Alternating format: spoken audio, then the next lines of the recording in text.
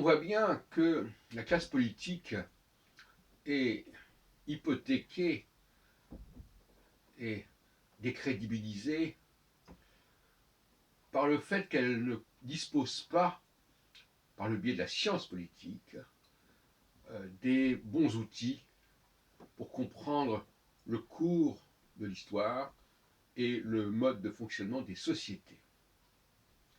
À partir du moment où on ne dispose pas de cet accès à un certain nombre de paramètres, disons, objectifs,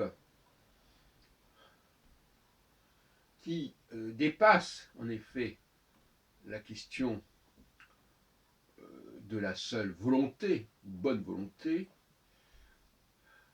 eh bien, on court le risque d'un ensemble de dérapages au niveau de la communication, et il devient donc urgent pour la science politique de disposer des outils appropriés. Moi-même, très jeune, j'étais entré à Sciences Po, je n'y suis pas resté. J'ai également fait des études de sciences politiques en Israël. C'était dans les années 66-69, il y a bien longtemps, il y a plus de 50 ans. Et je crois que les premiers engagements sont intéressants parce que c'est à cette même époque, finalement, que je me suis intéressé à l'astrologie. Il n'y a pas de fumée sans feu. Comme si j'avais instinctivement ressenti, à l'époque déjà, à quel point la science politique manquait d'un tel instrument.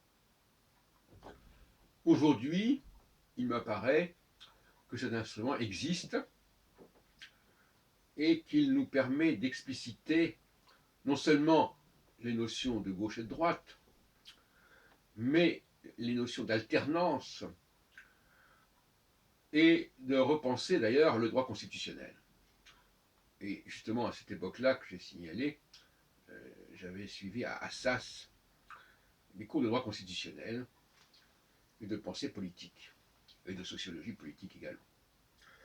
Donc cette simultanéité, cette synchronicité entre mon intérêt pour l'astrologie et pour le monde juridico-politique est assez frappante.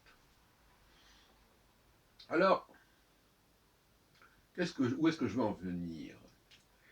Je veux en venir au fait que, premièrement, on n'a pas clairement défini la notion d'alternance, la nécessité de l'alternance et le contenu de l'alternance. On l'a laissé un phénomène aléatoire qui est celui des élections. Et les élections ne jouent pas simplement au niveau des équipes exécutives, si on peut dire, par opposition aux législatives, mais également au niveau des programmes. Or, l'alternance des programmes, l'alternance des politiques est une nécessité, ce n'est pas une option. Et donc, par conséquent, il faut prévoir dans la Constitution l'exigence de cette alternance, qui correspondrait à une vraie et véritable alternance des contenus, et pas seulement des équipes. Car on sait très bien que, et ça a été dit souvent, que la même équipe peut pratiquer des politiques diverses, voire contradictoires. Comme Michel Onfray l'a dit, en 1983, Mitterrand, 2 ans après son élection, a viré de bord, si on peut dire. Donc finalement, l'astrologie, pour ne pas la nommer, une certaine astrologie, en tout cas la recherche astrologique, le champ de l'astrologie, c'est-à-dire le champ des relations entre ce qui se passe au niveau astronomique, au niveau des configurations, de certaines configurations astronomiques, et ce qui se passe au niveau du fonctionnement de nos sociétés, cette question-là ne peut pas être repoussée d'un geste de la main en disant tout ça c'est du pipeau, ça n'a pas d'importance. Il faut affronter le problème. Et le XXIe siècle aura certainement l'occasion d'avancer sensiblement sur ce sujet. À ce propos, je terminerai en disant que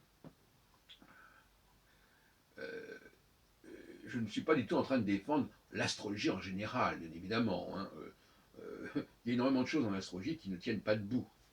Mais on ne va pas jeter le bébé avec l'eau du bain. Il y a en astrologie des choses à trouver, à chercher. Tout comme dans le domaine religieux, il y a aussi une forme de vérité à ne pas oublier, même s'il y a énormément d'éléments qui sont discutables, qui sont même douteux, etc. Donc on ne va pas comme ça faire table rase. Donc il est urgent d'amorcer des recherches dans un certain nombre de domaines, comme ceux que je viens de citer, à savoir qu'est-ce qu'il y a d'intéressant en astrologie et qu'est-ce qu'il y a d'intéressant dans le champ du religieux pour notre époque.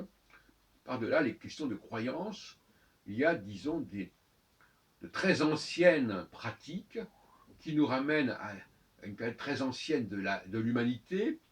Et cette période très ancienne, elle a marqué de manière indélébile, je dirais, nos mentalités et nos modes de fonctionnement. Et il faut quand même le reconnaître, nous sommes prisonniers, qu'on le veuille ou non, de structures déjà très anciennes, et il est important de les connaître et de les assumer jusqu'à un certain point. Alors, je voudrais simplement terminer mon petit exposé en disant que la grande dialectique de la gauche et de la droite, ça peut se résumer en une formule. La gauche met en avant le déni des différences. Elle dit que ces différences doivent être dépassées, transcendées.